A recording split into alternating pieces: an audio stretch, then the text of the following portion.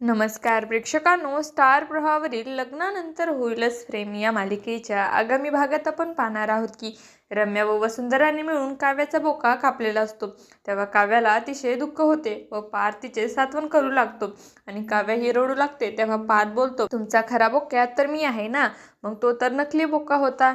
मग तुम्ही एवढं दुःख मानून घेऊ नका, हा तुमचा खरा बोका तुमच्यासोबत कायमस्वरूपी राहील। आणि त्या दोघांची जवळीकता पाहून वसुंधरा आणि रम्याला मात्र अतिशय राग आलेला असतो। तर मानिनी ही मनोमन आनंदित झालेली असते। तर तिकडे आपण पाहतो, जीवा हा आपल्या फॅनच्या नावाने नंदिनीसाठी एक चिठ्ठी लिहित असतो।